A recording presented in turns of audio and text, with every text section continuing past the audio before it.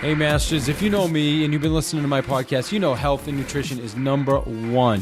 Check out AdvoCare products. I am a distributor. Go to livelongersmarter.com. We got everything you could imagine for your health and nutrition goals. If you're interested, at the end of the podcast, at the very end, there'll be more information on the products. Also, LandVoice is one of our sponsors. They have amazing services. If you need leads, please check out LandVoice for FSBO, expired, circle prospecting, a dialer, whatever you need. Go to davidihill.com, affiliates. You can click the LandVoice link, and all of the special opportunities will be there.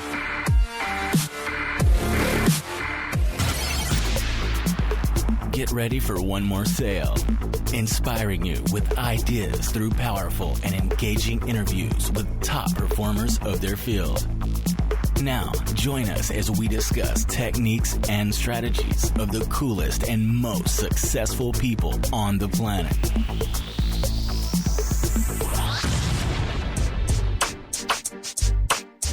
The negatives hold 3 times the weight of the positives in our brain. So if you can find a way to dial them down, the negatives are often the biggest obstacles to the deal. Negotiation is about letting the other side have your way. That always leaves you in a position on down the line when I said, what do you want me to do? And you said you wanted the price reduced. I didn't reduce it because it was my idea. I offered you choices and you made the choice. What up, Masters? Welcome to another episode of Path to Mastery, where every week we bring you the best of the best on your path to sales mastery. And you guys probably remember our guest this week from episode number 37, guys, Chris Voss, who wrote the book Never Split the Difference. He was the lead FBI hostage negotiator for a lot of years. He was the guy that you used to see on CNN when all these crazy things happened. And his book's phenomenal. And here's what happened. The board of real estate, my local board, about 4 months ago asked me to, because they know I do a podcast, they asked me to host their podcast and go out and find somebody that was amazing at negotiating. And I think in their mind, they were thinking about a realtor. But I went out and I found Chris Voss, guys. So listen to this. This is the interview that I did for my local board of real estate. And I wasn't even intending to publish it here. But I just said, you know what? It's such a great interview. Why not share it with my listeners? And Chris just kills it for us. The one thing I would ask, though, is the quality may not be as great now, as our quality now. We've made a lot of improvements, so just bear with that, the quality, but the content is absolutely phenomenal. Guys, that said, Chris Voss is with us, talking to us about negotiating. It's a brilliant interview. So please share. I want to thank you as well for subscribing to the podcast, listening on a regular basis, and also giving us reviews. Really, really important stuff. If you can subscribe, if you can give us a review, it just really, really helps with our listenership and helps with us to grow, as I'm really looking to do. Because as I grow, I can get more and more guests like Chris, and Grant Cardone will be back on the show November 7th. I was just super, super excited. So final thing, keep us in mind for referrals. Central Massachusetts, guys, building the #1 referred real estate group in all of Massachusetts. So when you think about Massachusetts, think of the HTA Homes team, and we have got you covered. Guys, you rock. Enjoy Chris Voss. Hey, what up, Masters? Welcome to another episode of Path to Mastery. And I have the honor of spending some time with Chris Voss, who wrote the best-selling book, Never Split the Difference. Man, what an awesome book. Chris, hey, how you doing, brother? I am great, David. I'm doing really good. Thanks for having me on. Yeah, you got it. And it's an honor. Again, I know I interviewed you a few months back on my podcast, and we're still getting so many just great feedback on that episode. It still gets like the most downloads. So it's just excellent. And your book too, I would say any salesperson out there really needs to pick up your book. Just to kind of, tell you a little bit about you, or tell our listeners, I should say, a little bit about you. You were the FBI's lead hostage negotiator or kidnap negotiator for years, right? Yeah, that lead, we had different slices of the pie. My slice of the pie that I took the lead in was really on international kidnapping. So I was the lead international kidnapping negotiator. Got it. So you were the guy that they always brought on CNN and were interviewing when people were getting kidnapped and we were dealing with all those crazy things. So, the funny is us in real estate, we think we have challenges when our deals aren't going right. And when your deals aren't going right, I mean, it meant life and death, right? I said, yeah, if the deal went bad, generally speaking, there were negative consequences. Yes, indeed. Yeah. So, all right. So, well, first off, we again appreciate you, spending some time with us. The board wanted us to, find somebody that was an expert negotiator, and I don't know that I could have found anybody better on the planet. So, let's talk about negotiations. So when it comes to negotiations, like, remember, Chris, our listenership is real estate. Real estate agents. All right. First off, what would a negotiation in your mind, how would you describe negotiations? I guess a good place to start. Well, negotiation is really about collaboration. Whether or not both sides see it that way, ultimately two sides got to collaborate because they're both faced with a problem, an external problem. The adversary is the situation. In real estate, the external problem is somebody's got a house for sale in a market that has nuances that sellers or buyers never really appreciate. And there's a professional involved in a market that knows what's going on.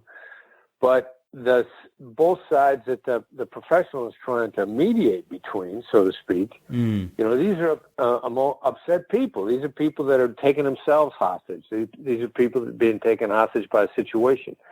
Buying and selling a home where they envision their entire life is involved in this transaction.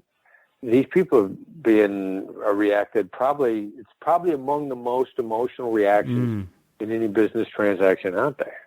Yeah, I would agree with that 100%. And, I think it's not life or death, most times, right? But it is very, very emotional for most people. And even the agents involved. Do you think sometimes even the agent being as emotional affects the deal? I think sometimes I feel like I'm a really good negotiator because I'm not like super emotional. What are your thoughts on something like that? Yeah, well, agents got sort of a double whammy of emotions that they got to deal with because they can sit back on a transaction and they can see how it should go. They can see a very logical, linear progression of what should happen here. People that get bent out of shape. And then they're dealing with people who they're at some point in time, they never know when these people are going to go sideways. And then the uncertainty of navigating these transactions on a regular basis for real estate agents when, somebody could pull out at the last minute. And then if somebody pulls out of the deal, depending upon when they pull out, they're going to make all sorts of outlandish claims against their agent, potentially. When in fact they weren't listening in the first place. I think real estate agents, brokers, specialists in this area kind of have a double whammy of people to deal with because their livelihood is commission based, and that can be a stressful way to make a living. That's for sure. I would say, the value as a real estate agent to our clients is one of our values is obviously the ability to negotiate, right? To work in our client's best interest. And I think you understand the business, Chris, where a lot of times it's not necessarily me negotiating. Well, it is. It's me negotiating with the sellers, right? Because most of them feel their house is probably worth more, right, than it really is. So there's that negotiation. And then all of a sudden, What, a seller would ever not have an accurate assessment of what their house is worth? That's crazy talk. It's nuts, right? I get it. And then it's the negotiation, and all of a sudden the other agent shows up and then they represent their buyer and I represent the seller. And then there's the home. So there's and then there's the home inspection, right? And so there's a lot of negotiation involved in the process. So how do we become better negotiators? Or I don't know if these questions are too maybe broad, but like what makes a really good negotiator?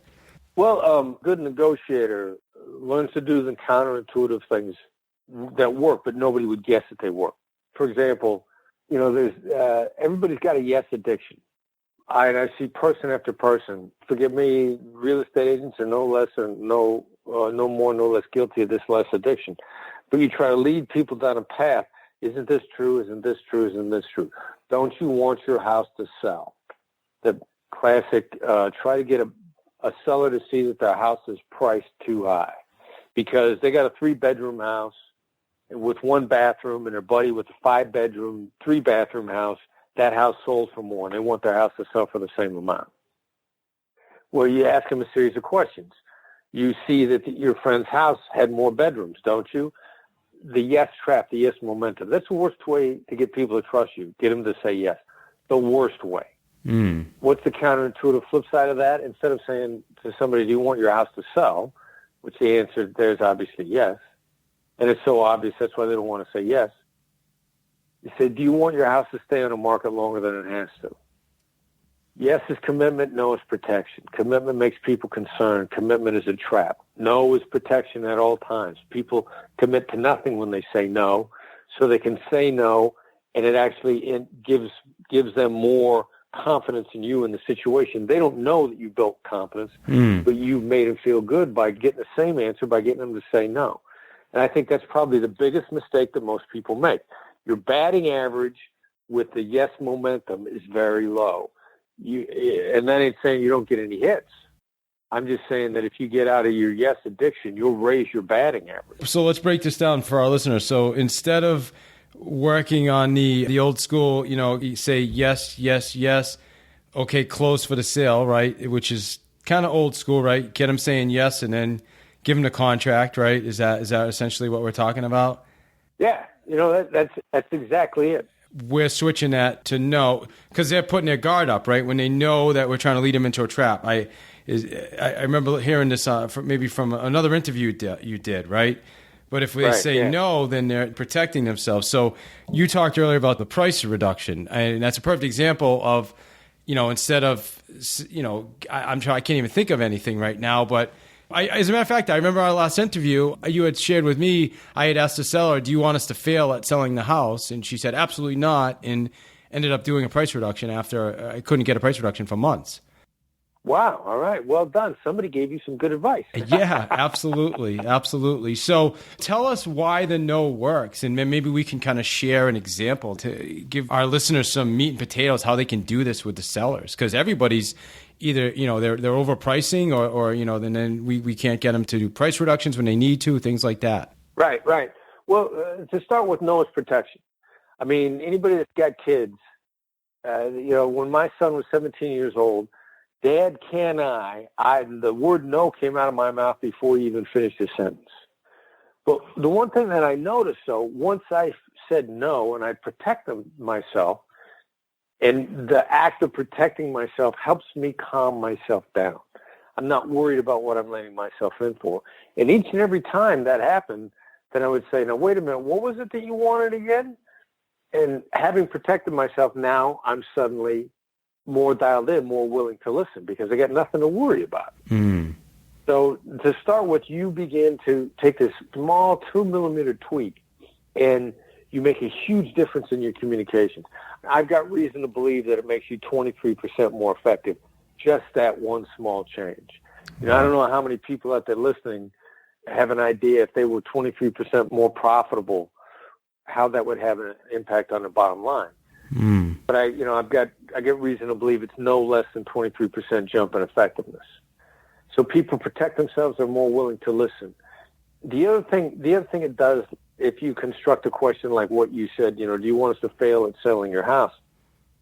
What that also does is make them take a look at the loss, a look at the consequences.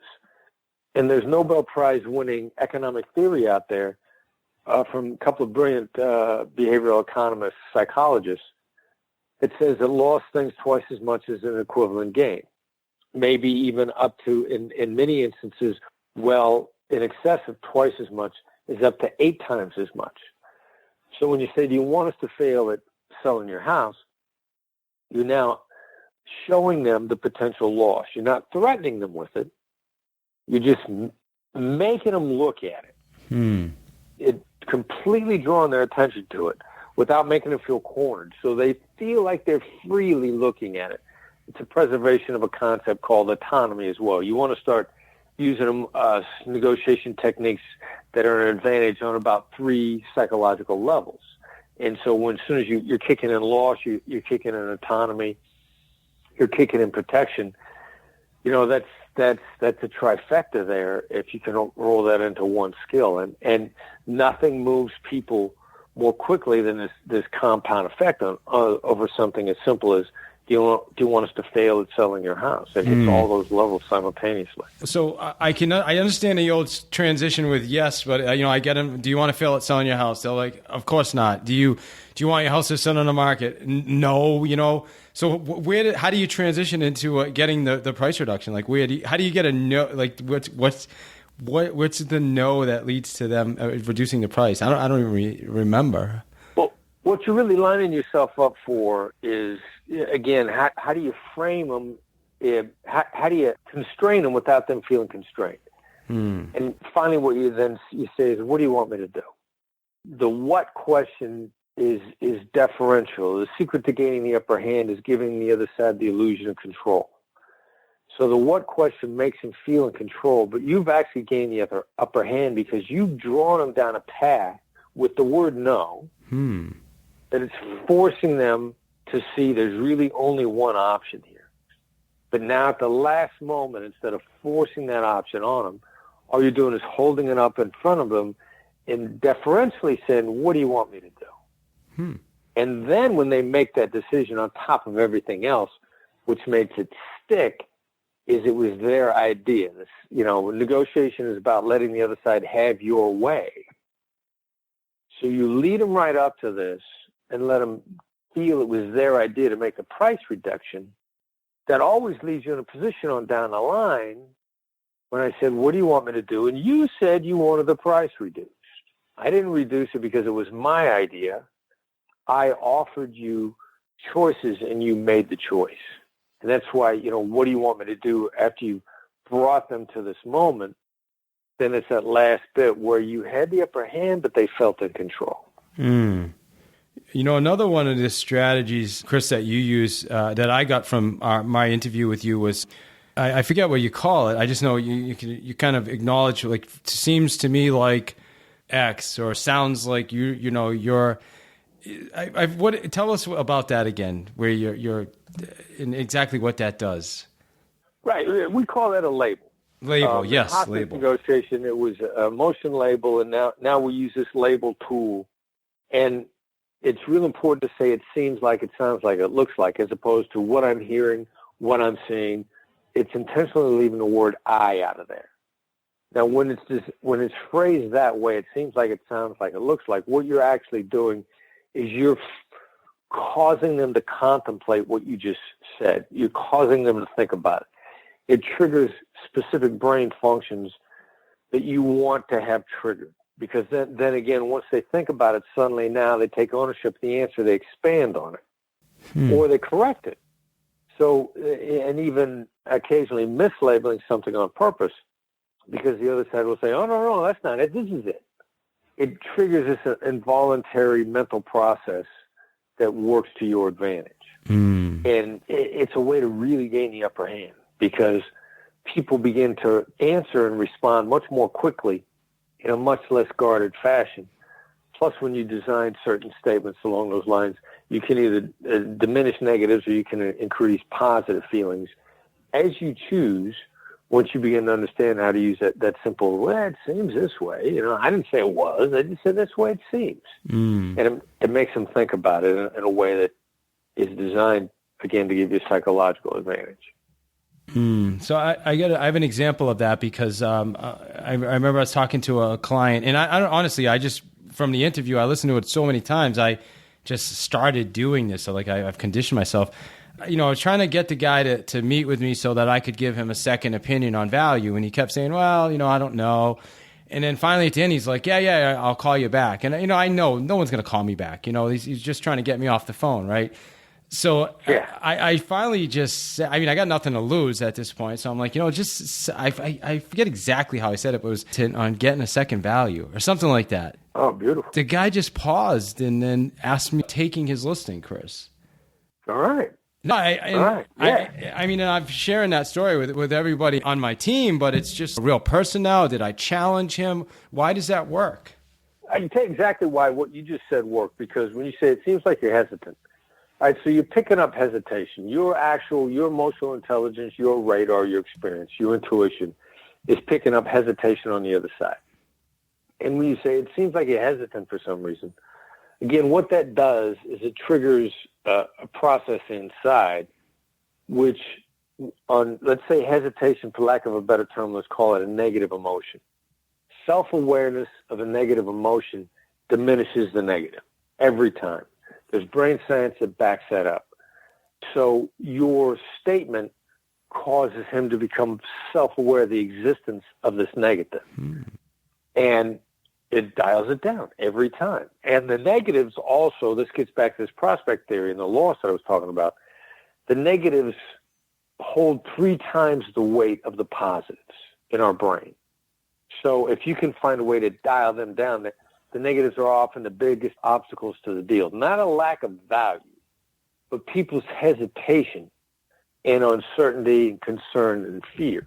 And these are illusions in the brain. These are things that ghosts in the brain. They're, the voices in someone's head, if you will, are 3 times as loud on the negatives. And the self-identification causes it to dial down. They've actually wired people's brains up and monitored the electrical activity when they had them self-label. Your client, if they'd have had him into an fMRI, which measures brain activity, while you were talking to him, and you'd have said, seems like you're hesitant for some reason, there'd have been a portion of the brain that was recording the electrical activity around hesitation, and you'd have watched the needles drop as the person basically asked themselves, is this hesitation? Yeah, I guess it is. And that self-awareness drops it, and that's why it works. I mean, it's kind of a convoluted explanation, but it works every time. Yeah, I'm not trying to figure out how it works. I just know it works. It reminds me of the loss of, what is it? The pain is a greater motivator than pleasure, right? Is it along those paths? Right. That line? Pain of loss. Yep. Pain of loss is anywhere from 2 to 9 times the motivator. Hey, Masters, we're going to get you right back to the show. And I just ask if you would go to our affiliates page, guys. Listen, we have everything that you could think of at davidihill.com/affiliates. If you need real estate leads, we have Land Voice, we have Vulcan 7. If you need training, guys, we got Pat Hyben. And listen to this. This training that Pat is offering through Rebus University, you go to my site, you can actually get a discount. It's phenomenal. I'm not just saying that because I actually am going through the listing training myself before I'm going to start offering it to my team members. It's just fantastic. Training links for Jarek Robbins coaching, Nolly Williams if you're looking for a special listing packet. Guys, we have everything on there. Building a platform right now so that you guys can be super, super successful in the real estate business. Also, ZipRecruiter. If you need talent, guys, ZipRecruiter. Everything is right there on my site, davidihill.com/affiliates. And also get yourself a copy of the Sales Playbook. If you haven't picked up the Sales Playbook yet, please get out there, get yourself a copy. You're going to love it. And health and nutrition, it's number one for me. So again, a link from my affiliates page, davidihill.com/affiliates. And finally, please, referrals, Massachusetts, keep us in mind. We would love to handle your referral business. Just reach out to me. Certainly find me on Facebook. Or if you want, if it's easier, shoot me an email, david@davidihill.com. Thanks. You rock. Enjoy the rest of the show. So I know you've had experience with real estate. I think I heard you on another podcast recently. You were talking about looking at a $10 million house. As we started this, most sellers feel their house is worth more. So in your opinion, what would be a good way for us to have those conversations? A couple ways. First of all, I mean, you're going to want to use the word no. Another one is, all right, so I will speak back, collectively as any professional. As a professional, as an expert that knows the market, we expect our clients to appreciate the fact that we know what we're talking about. And that's why they brought us in the first place. But we still got to reiterate that we actually understand. So we have to describe to them what they're facing. When you tell someone what they're looking at, what you want them inside to say, hey, this guy or gal understands. If you understand if you show you understand, you might not have the answer, but in their view, it increases the chances you do. Quick story. I'm going to coach a father on a kidnapping in Haiti. His son is an American citizen. 12-year-old kid gets grabbed in a carjacking. Dad's not an American, but his son is an American citizen. He knows U.S. government's supposed to help him because it's an American citizen. He connects with the embassy. The embassy says, the FBI is going to help you. Now, I don't know what went through his mind. I figure that he figured, 2 seconds later, he's going to hear, kind of on the front door, he's going to hear, knock, knock, knock, knock on the front door, and he's going to open the door, and it's going to be Will Smith and Tommy Lee Jones dressed like the Men in Black. Who knows what he's going to see. Last thing he expects is to get a call from some guy in Washington, D.C. named Chris Voss. And he literally says to me on the phone, "You're in Washington, D.C., how you going to help me?" Now, I got about 3 seconds before this guy hangs up the phone. I got, I'm sure there's plenty of real estate agents that felt like the door was going to get slammed in their face by a home buyer and had about the same amount of time. But I know this guy's getting ready to hang up the phone. And do I tell him how many kidnappings in Haiti I worked? Did I tell him how long I've been a hostage negotiator? Do I trot out my credentials? Do I expect him to understand that I know what I'm talking about based on my resume that's rather long and I'm the only person on the planet that's impressed with it? Nobody else is. But instead, all I say to this guy is like, look, Haitians aren't killing kidnap victims. While Haitian criminals I don't know why that is. It sounds really stupid because Haitian criminals kill each other at the drop of a hat. But for whatever reason, they're not killing kidnap victims. Now, today happens to be Thursday, and Haitian kidnappers love to party on Saturday night. So if you do what I tell you to do and you follow the advice I'm going to give you, we'll have your son out by the end of the day tomorrow or by Saturday morning. And he said, tell me what you want me to do. So all I did was tell him what he was looking at. I just described his dilemma. He never asked me how many kidnappings I worked in Haiti. He never asked me how long I'd been a hostage negotiator. He never even asked me if I'd ever even been to Haiti. As soon as I described what he was facing with enough detail, he figured this guy understands the environment, the chances that he's going to come up with answers are much higher. I didn't offer him a single answer. I just told him we'd get his kid out and tell him how. So a real estate agent, when you sit down with a seller, if you look at this guy and say, here's what you're faced with. This is what the market looks like here. This is what you're thinking about. This is what you're worried about.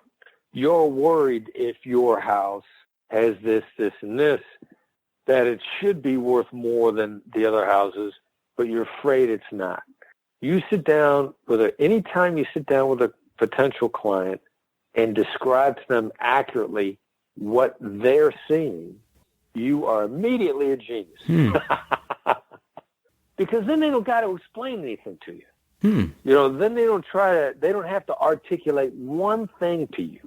You saved everybody a massive amount of time, and you actually seem like some sort of psychic because you walked in and you said you're looking at this, this, this, and this. And they say to themselves, if this person understands my environment this well, then they're probably the best person to come up with answers. And that's how you move forward. Oh, I love that. Yeah, no doubt. So you just lay expect and simply that's it, right? Yeah. Yeah. And it's, what it is the expanded version of I understand. Most people want to sit down and say, look, I'm an expert. I understand your market. I've worked here for 75 years. I've handled 6,000 transactions.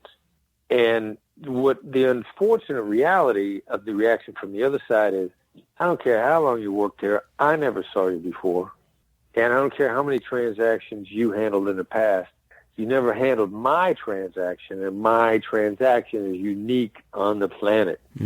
And if you just lump me into all that other stuff, what you're telling me is I'm no different from anybody else, and I don't want to hear that. That is the last thing I want to hear. So, come up with the I understand by actually showing you understand. If you show someone you understand what they're faced with, they are not going to care how long you've been a real estate agent. All they're going to care about is the fact that you understand. They're not going to care how many houses you did. They're not going to care how many times you did it. They're not going to care how old you are. And that's exactly what happened to me. And when I worked at kidnapping in Haiti, although I ended up working well over 100 cases in Haiti, one way or the other, successful outcomes, by the way, I never set foot in Haiti. I've never been to Haiti.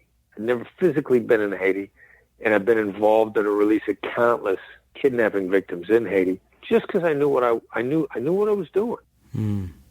That's clear, man. I'm still trying to wrap my brain around this, but I think so you let them know this is what's happening. If we price your house here, this is what we can expect. If we price your house, I'm trying to figure this out.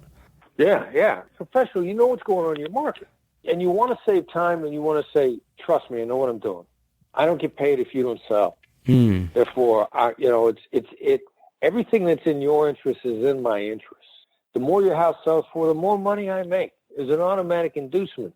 So I'm not dropping a price on your house because if I do, if it's not necessary, because it's going to cost me money. I get bills too. You want all that logical stuff. None of that matters. What matters is, and the other thing too, you can project pitfalls. And you understand the velocity of your deals. You understand the velocity of your transactions. You understand where the pitfalls are. What do you mean pitfalls? All right, so there's going to be home inspections. You're going to say, look, here's a pitfall. Here's what I want you to be ready for. There's going to be a home inspection, and even in a hot seller's market where people are getting offers above asking on the same day, if it's priced right, there's going to be a home inspection, and it's going to cause a buyer to freak out at some degree. Happens every time. And here's how we're going to deal with it. We're going to be patient. We're going to use patience as a weapon.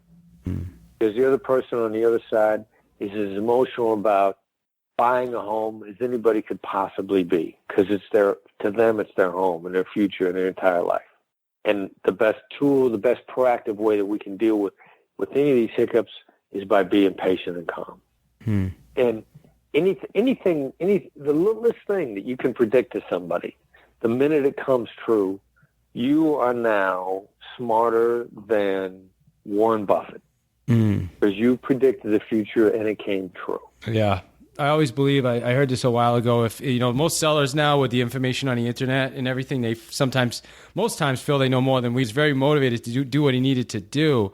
And it's going to be the same thing with the seller, right? I mean, if you don't have a motivated seller, then it doesn't matter how good you are as a negotiator. If it makes no difference. So I think that I answered my own question thinking about that. What mistakes you see when it comes to negotiations? I think the single biggest mistake is the yes trap. Trying to lead people down the road with a series of yeses. And we don't see it as a yes trap, but they do. And nobody ever asks anybody a question where the answer is yes. It's not going someplace. That just doesn't happen. And human beings have become, people. We have become battered children. You might be trying to give them a hug and help them out, but they were already battered badly by yes before you walked in the door. So you try to hug a battered child, and they're still going to flinch and pull away because they're used to getting clubbed with the yes trap. So just because your intentions are honorable doesn't mean that they haven't already been battered. That's the first thing. The second thing is some people are determined that in order to maintain control, they got to be talking. That's one of the motivations of using yes anyway. I would, every now and then I'll go and I'll look at different versions of the yes trap. Some people call it momentum selling. So I'm looking at this description of momentum selling, and it was referring to the yes traps. They said it's tie downs. You need tie downs. Like, nobody wants to cooperate with you long term if you got to tie them down. If you need tie downs in your approach, if you got to tie the other side down, what that means is you're going to have trouble keeping them on the deal. And the minute they get loose, they're going to get away. And you know what? They're going to get loose. Oh, yeah. So stop the tie downs and, let the other guy talk. Don't be afraid of letting the other guy talk. Shockingly enough, they'll probably tell you something you could use. And so letting the other guy talk helps you understand which is going to be their strongest motivation, so that now instead of tying them down, you just tapping into their strongest motivations. So you got to let the other side talk. All right. So yes, using the yes trap, removing that, letting the other people, talk. It seems like not all the time, but there's a lot of times in this business, you have one party representing the buyer, the other party representing the seller, and there tends to be conflict, right? Like everybody, I want to win this negotiation. I see that as a challenge. I mean, in our industry, how do we create a win, Chris? Like, we want everybody to, because when a seller sells and a buyer finds a perfect house, we all win, right? How do we create an environment where everybody's on the same page, man? You know what I mean? There doesn't really have to be a winner or a loser. It's just like a fair negotiation, right? Or is that even possible? I mean, if you think of your book, it's never split the difference, right? So in your book would be like, we never split the difference, right? Now, there's a difference between high-value trades and splitting the difference. In my view, splitting the difference, compromise, meeting in the middle, I mean, that's laziness because you're not investing the time to find a better deal. So we're looking for high-value trades to begin with. Now, and how we get there, triggering a collaborative environment so the other side wants to cooperate. I mean, it's a very indirect, but it's actually very quick, is understanding how to get the other side to say that's right and knowing the difference between that's right and you're right. We got a running joke within my company that you're right is the equivalent of F you, F off. Because when someone says you're right to us, what they're really trying to do is to get us, they want to maintain the relationship, but they really wish we would shut up. And you can see this happen in every workplace. You look around, you see two people talking, one of them talking passionately. The other person who's theoretically listening will be leaning back away from the talker slightly and be saying, you're right, you're right, you're right, you're right. And what they really mean is like, would you please just stop talking? I can't take it anymore. So, you're right is the biggest fake agreement on the planet. You're right, I think, is probably the result of more train wrecks when people thought they had agreement than probably any other phrase. So, and developing a gut instinct for that's right is great. When someone completely believes in something, they go, that's right. They pronounce something as the complete and total truth. And then they embrace it because it is true. And then they relax and they move forward and they start throwing positive ideas out. And it doesn't matter the type of negotiation, it doesn't matter the culture. More people have got huge breakthroughs launching a negotiation forward 3 or 4 leaps at a time when they've gotten the other side to say, that's right, probably than any other response.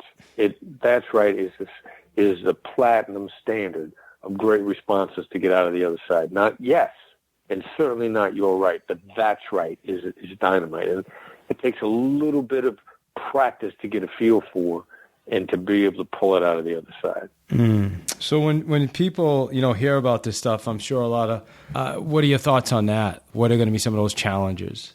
Yeah, well, I mean, it's manipulation only if your motives are bad. What is leadership versus coercion? It's kind of where you're leading people to. We admire the great speakers, the great orators, the great leaders who could create a vision and take us to a great place. So it's only manipulation if you're trying to hurt people. And then, as a matter of fact, it's really powerful stuff. And there's several pieces that have been written called The Dark Side of Emotional Intelligence, because this is intentional emotional intelligence, and it's insanely powerful once you get used to it. So it does have great potential for abuse. It's all in how you're using it. That's a great answer, man. One of the goals, hopefully, is we'll get you down for our event, and we'll do a whole workshop, so we'll hardcover copy as well, so I can make notes and go back to the pages and all that. I love that. What else, Chris, didn't I ask that I probably should have asked? Well, I mean, buy yourself moments. There's space between yes or no. Be willing to use something called an effective pause and let it work for you. There's a reason people call it the effective pause, because there's 2 critical words there. It's effective and pause, which is not long periods of time. A pause, a moment might be 3 seconds. Drop 3 seconds of silence into conversation sporadically, and you'll be delighted at what comes out of those moments of silence. Yeah, great point. All right, my friend. Well, hey, I appreciate you. How do our listeners get in touch with you? Our best way to get tapped into all the stuff that we do is through the newsletter, and the name of it is The Edge. And if you can text, the simplest thing to do is text the words "That's Right," THATSRIGHT, no spaces, no apostrophe, no punctuation. Act like it's all one word. That's right to 22828. Leave the space out, leave the apostrophe out, and just text that word to 22828, and it'll get you a message back where you can sign up for the newsletter, and then you're good to go. Then you're tapping into a lot of free stuff. Awesome. Okay, so final question, my friend, is what would you say, if there was one thing that you would say you want our our realtor listeners to take from this interview and implement so that they become a better negotiator, what would that one thing to focus on be right now? I'd break your yes addiction. Break that yes addiction. You'd be stunned at how much your conversations open up, how much more information you get, and how many more things you get done. Just get out of that yes addiction. All right, my friend. Hey, I appreciate you. Appreciate your time, man. Thank you. Thank you. Thank you very much. Masters, if you know me, you know health and nutrition is number one, and that's why I'm an advisor for Advocare products. Listen, in my opinion, these are the best products on the planet, guys. You get what you're supposed to get, right? I use the products for health. I use the products for energy. I use the products for wellness. So we have all the different lines from Spark, starting your day with a great energy shot, all the way to pre-workout. It's whatever your goals are, right? It's whatever your goals are. You can check out the products at www.livelongersmarter.com. That's my website. Or reach out to me, and I'd love to have a 30-minute or, anywhere from 15 to 30-minute conversation with you, just talking about your health and nutrition goals and what I can do to help you achieve those goals. So again, products, energy line, wellness line, whether it's joints, you're getting up there in the age, you just want to take care of yourself. I'll tell you, one of the greatest compliments I get is people, you say, wow, you look amazing. I cannot believe you are the age you are. Weight loss. I've helped lots of people, guys, lose weight, not just lose it, but keep it off with the products. And the cool thing is, I'd say 75% of the people who start with our products, they continue using our products even after they initially tried them, which has been amazing. And strength, if you're into bodybuilding, then hey, Rich Fronin, okay? I don't know if you know who Rich Fronin is. He's an advocate for Advocare as well. So amazing products. You can see us. We're featured on NASCAR, professional soccer, college basketball, college football, Men's Health magazine last month. These are the real deal, guys. livelongersmarter.com is the website, or reach out to me if you want to have a personal conversation with me. Just send me an email. In the subject line, just put Advocare products, and I'd love, like I said, schedule a 15 to 30-minute call with you to talk about your health and nutrition goals. Guys, you rock. David at davidihill.com or Live Longer Smarter. And as Gary Keller eloquently said, if you don't take care of your body, where are you gonna live? You rock.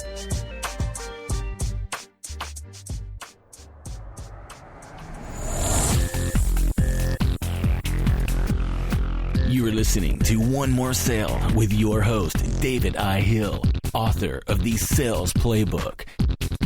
Get your copy at www.thesalesplaybook.net.